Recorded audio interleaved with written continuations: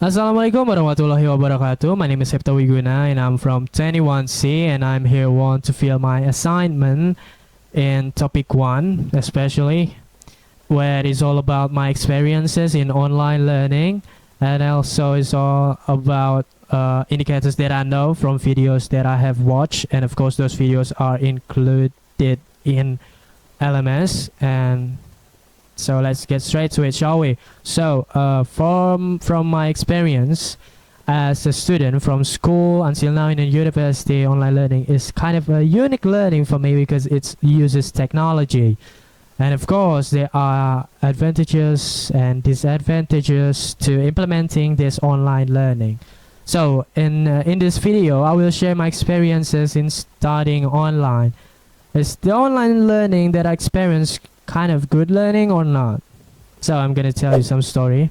I will make it short. So the online learning that my teachers or lecturers do usually use the Zoom or Google Meet applications. Both media are broadly the same as class media. In the learning process, the teacher or lecturer explain the learning material being taught as usual. So there's no difference in how the teacher or lecturer explains the material during face-to-face classes.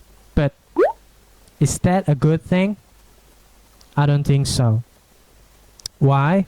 Because in online learning, students are more flexible than in face-to-face classes. Because of online learning, of course, students will study at home or other places, which is very risky for students to be distracted while studying because the situation is not conducive. So this makes them cannot focus on the material presented by the teacher or lecturer.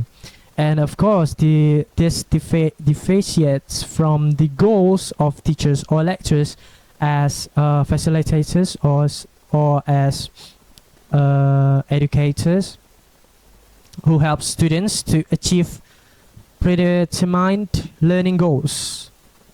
But how to prevent this from happening?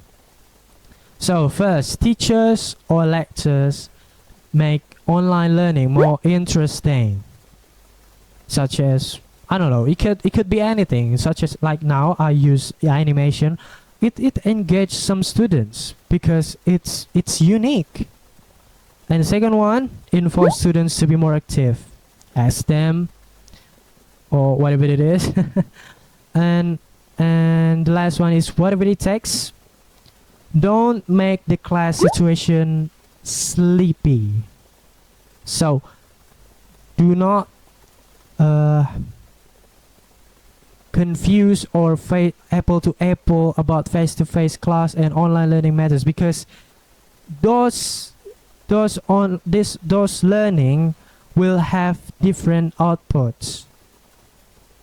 And what I have just said, one of the good or bad uses of online learning that I have experienced, there are many other good and bad things about online learning. Some of my friends will even relate, probably some of you too.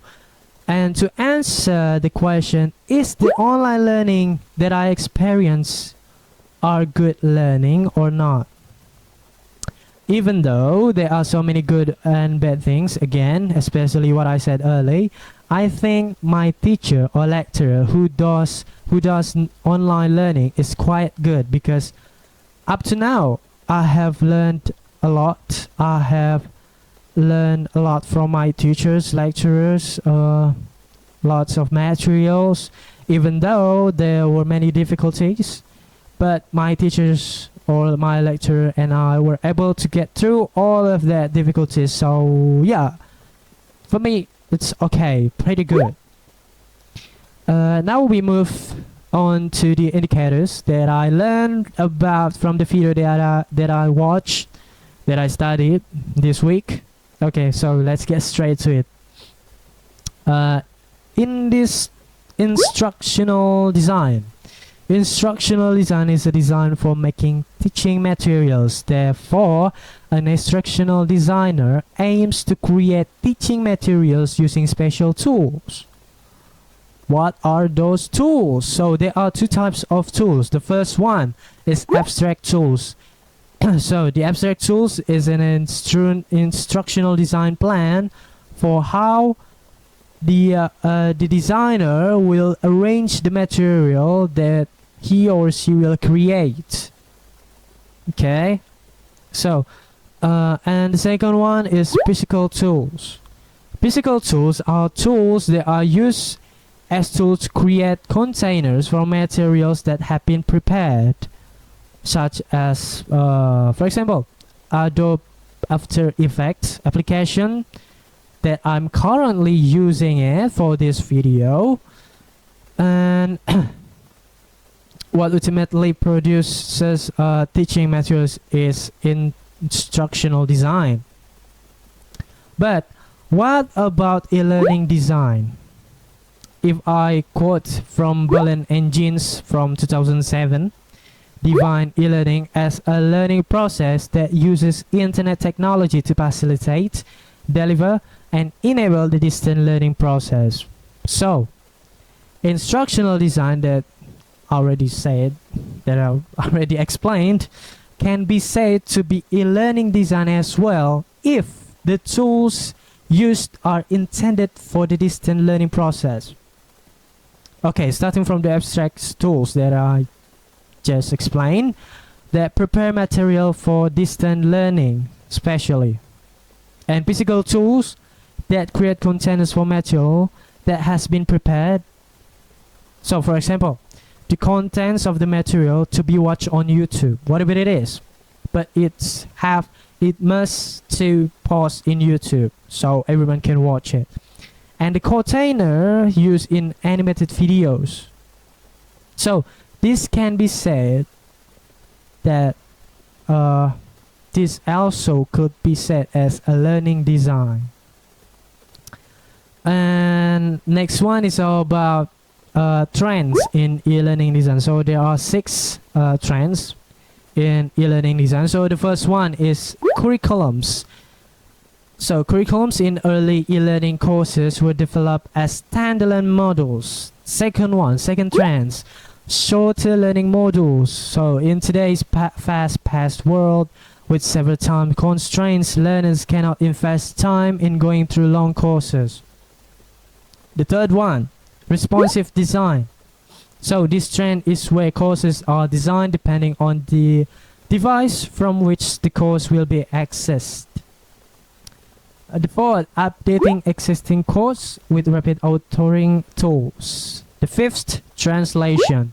The importance of translation in training the global workforce using e-learning to train your customers. So it's very important.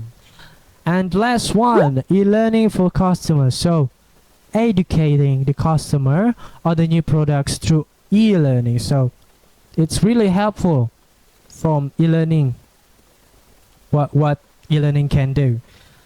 So it's already 8 minutes 15 seconds. So yeah, we'll close this video. Thank you so much for listening my experiences and about what I know from the videos that I have watched from the LMS. Okay, my name is Septa Wiguna from T1C. Thank you. Wassalamualaikum warahmatullahi wabarakatuh.